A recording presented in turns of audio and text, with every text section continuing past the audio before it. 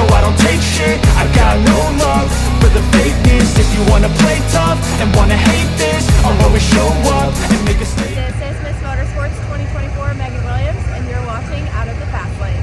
Brendan Gibbons getting ready to go here tonight at Fonda Speedway. And Brendan, we were just chatting about it. Obviously, you made that jump from a sportsman to a 358 this year, so you're a little underpowered tonight with the big blocks, but you ready to go? Yeah, I mean, we did well the other weekend. This place has been kind of like old Fonda, where it slicks off quite a bit. The small block becomes at least competitive to try to get for a top 10 run. Obviously, you're not going to get to the front the way it is right now, but you can at least have a decent finish, especially for a new team like us to the modifieds. So we're pretty excited.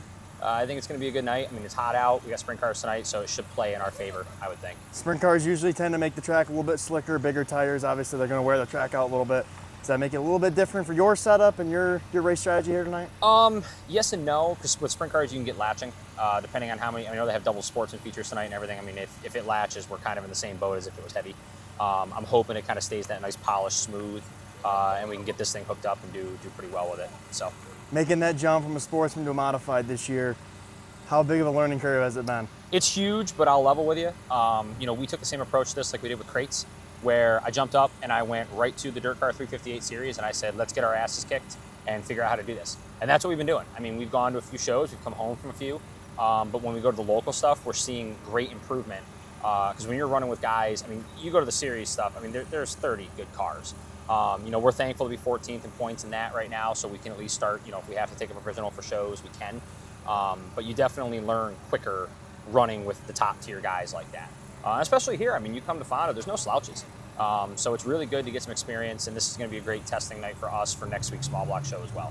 Absolutely. Now looking into the rest of the season, obviously you're going to be running with the series a little bit. You traveling the full series, or like what's your plan? Yeah, we were just in Canada 2-3 days ago. Went up to Cornwall. That was a tough place on all of us.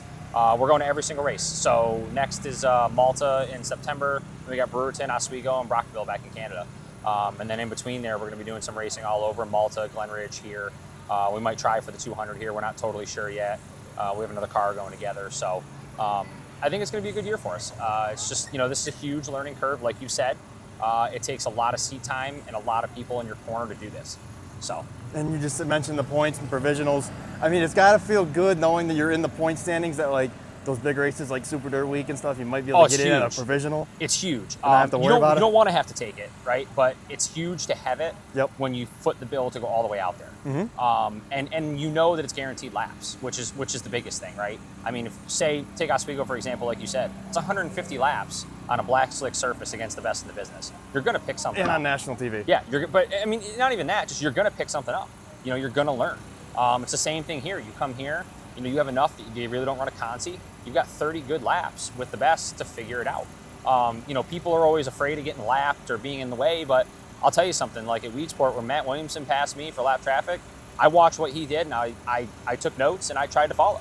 I mean, you definitely learn something no matter where you are in the field, and that's what a lot of people are afraid to chase. Absolutely. And the hoteling crew parks next to you. Cameron's kind of new to racing as well. I noticed throughout the weeks you've been helping out the younger and up-and-coming drivers. Yeah. So that's got to be kind of cool as well. It's neat. You know, Fonda, for a while we struggled, and then we got pretty good in the crate stuff. And Cameron, you know, hit my grandmother and his father are friends, and, you know, I've been trying to help him out, and it's showing. I mean, he's running really well. You know, I've been trying to help a few other people out here as I can. But Cameron's really just kind of said, tell me what to do and I'll do it.